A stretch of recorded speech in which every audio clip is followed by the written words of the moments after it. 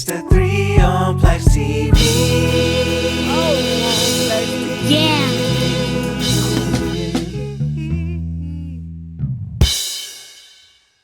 What's good, y'all? It's your boy PLAX, and I am back with another episode of the 3 on PLAXtv. And in this episode, surprisingly enough, I'm talking about the Houston Rockets. So I was talking to my buddy Angel. You guys seen him on the 3 podcast. We did one of those. We may be doing more. I'm not sure. I don't mean to cheat on Rick, but it worked really well. We got some nice clips that'll be coming out soon. I don't know. We'll see. But the 3 podcasts may be happening. It may not. We'll see. But I was talking to him, and I was just saying how surprised I was that it seems like getting Fred VanFleet and Dillon Brooks, along with Ime Udoka being the coach, the culture in Houston seems to be changing, and in a good way. I know like last year and the year before that, they were playing street ball. They weren't moving the ball around. No defense. They just were terrible. And you can attest that to them just being young guys, and Silas was a new head coach. He's coached before, but not as a head coach. So all those things together just was a shit show, basically. A terrible storm of terrible basketball. But now they add Fred VanFleet, they add Dillon Brooks, they add Ime Udoka as the coach, and things seem to be changing around. And I just think that's big time. Like, and you know, people talk stuff about Dillon Brooks. I'm one of those people. But one thing you can't say about him is he don't like bring it every day, like every game. Is he effective every game? No, but he definitely brings his energy, his attitude, his defense every game, no matter what. And he's yapping, he's getting stops. Is he knocking his shots down all the time? No, but he brings it, and he can be a leader to a certain extent in the locker room, especially with a bunch of young guys like that. Fred VanFleet, on the other hand, a champion. He's won a title with Kawhi in Toronto before. He knows what it takes to get the job done on the biggest stage. So he's great for those young guys. Ime Udoka, yes, did he fuck up in Boston? Did he did he mess up by cheating on Nia Long? Yes.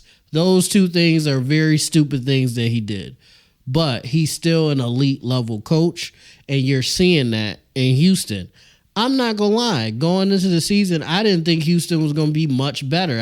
I thought maybe they could probably make a run for like maybe the play-in or something like that, but I just didn't really believe in this team. I thought that was their ceiling. But so far, they've been playing amazing basketball, and I'm shocked. And like I said in previous videos, you got to give credit where credit is due. And so far, they've been playing amazing. The most shocking part is they're moving the ball around and playing defense. That's I knew they were going to score points, but they're moving the ball around well and playing defense. I was just like, Houston?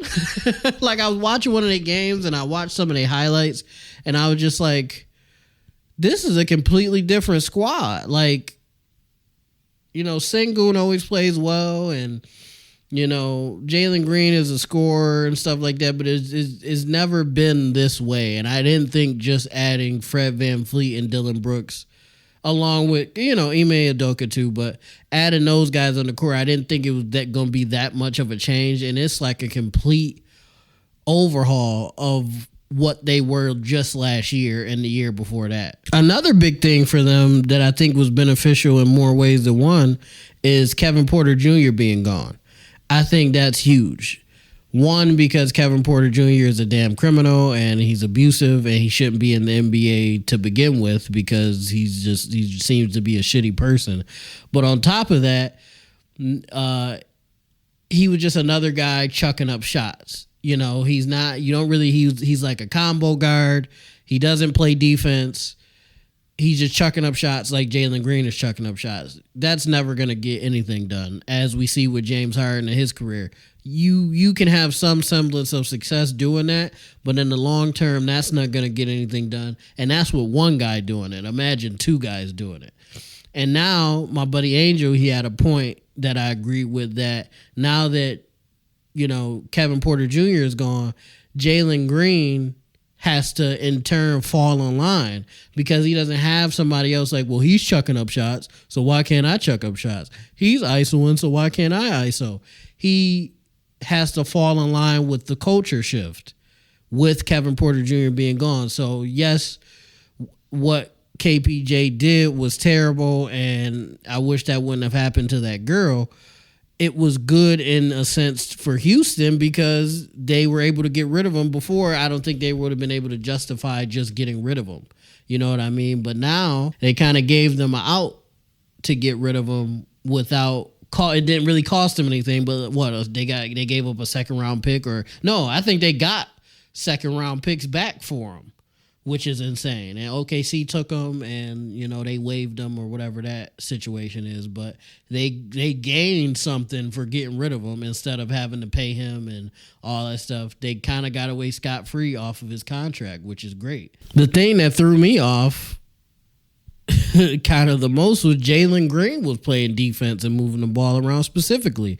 And like I just said, because Kevin Porter Jr. is gone, he's been forced to fall in line. The game against LA, like Ime Udoka was, I guess he took Jalen Green to the side before the game and was like, hey, you were on the USA Team Select team and Austin Reeves was on the team, and y'all the same age.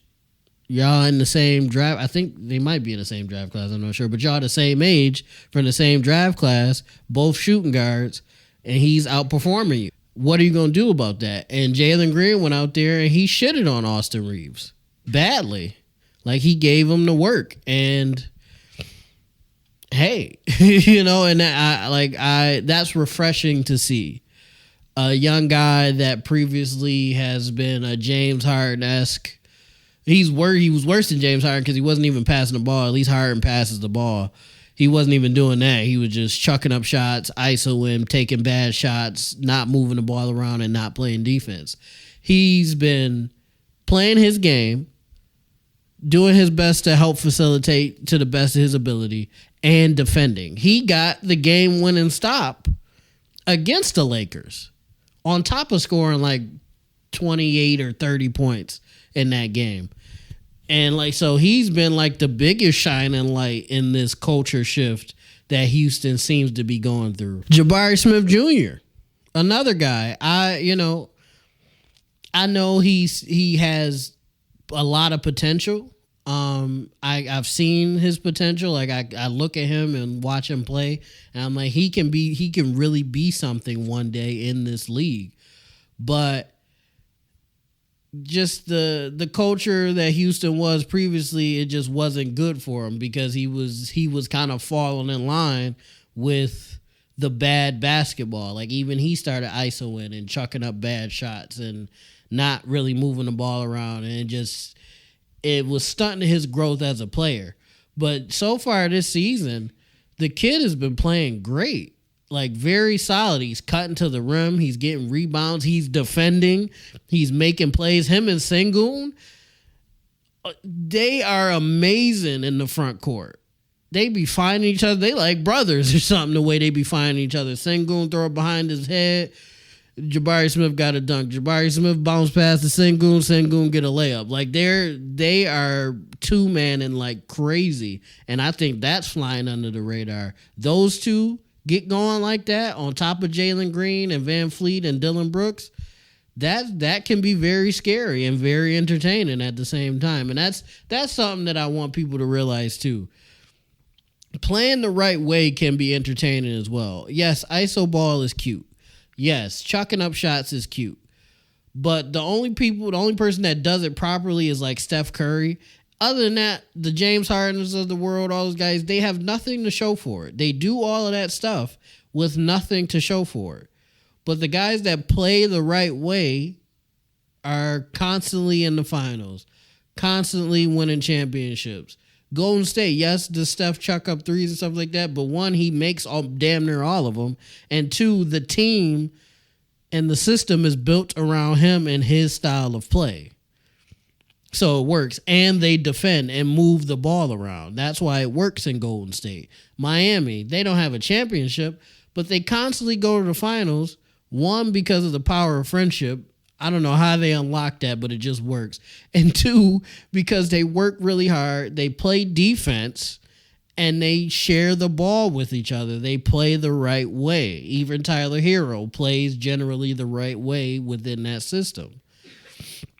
And I think we've been so caught up in like the flash and dash of basketball that we're forgetting to win, you have to play the right way in some form or fashion. You have to defend. You have to move the ball around generally. I understand your best players are going to take the majority of shots. That'll never change.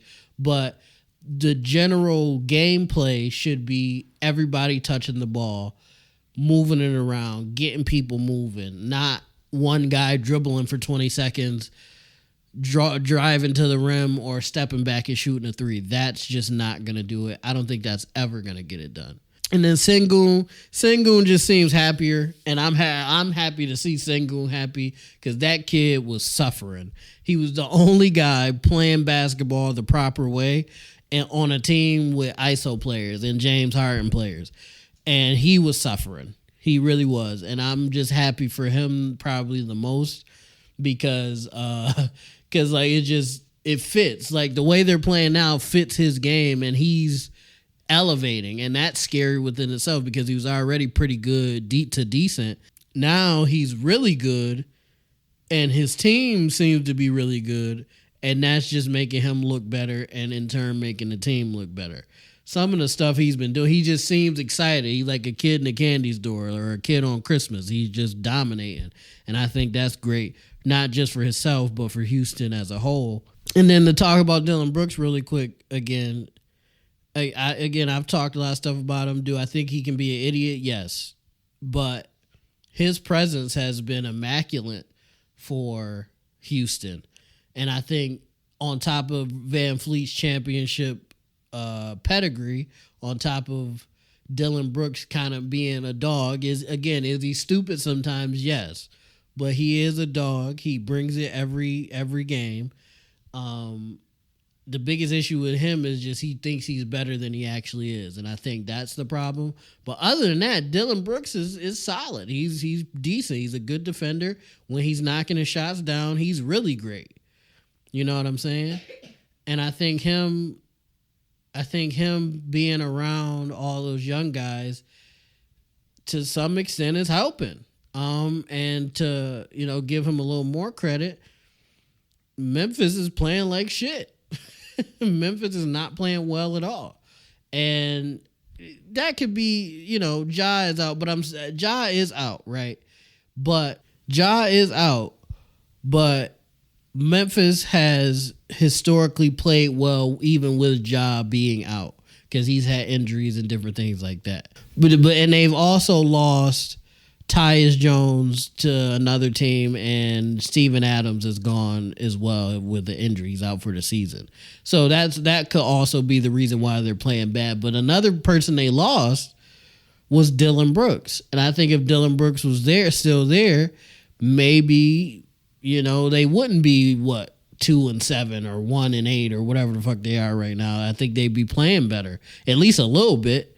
You know what I'm saying? So I don't know. I'm just giving credit where credit is due. Houston has surprised me. Dillon Brooks has surprised me. Jalen Green has surprised me.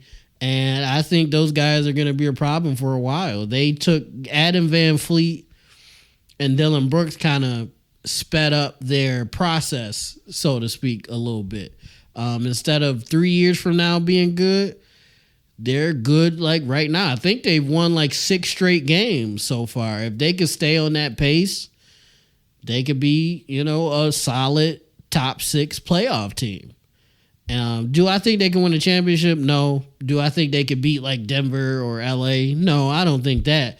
But being a top 6 seed and you weren't even expected to make the playoffs probably, or you were expected to be a play-in team at best, that's a good season in my book.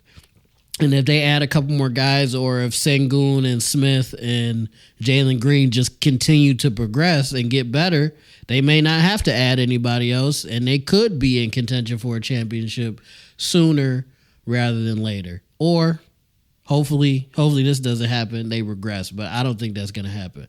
But let me know what you think in the comments down below. Do you think Houston has sped up their process? Do you think this is just they just got hot right now and it's going to wear off? I think they're going to be able to keep this pace and be like a top 6 team in the West, or at the very least a playoff team, right? But let me know what you think in the comments down below. What you think of Dillon Brooks and Jalen Green? What you think of the Kevin Porter Jr. situation? What do you think of Ime Udoka? Do you think he gonna wild out in Houston like he did in Boston? Just let me know in the comments down below. And most of all, YouTube, I love you guys. Peace out. It's the 3 on PLAXtv. Yeah.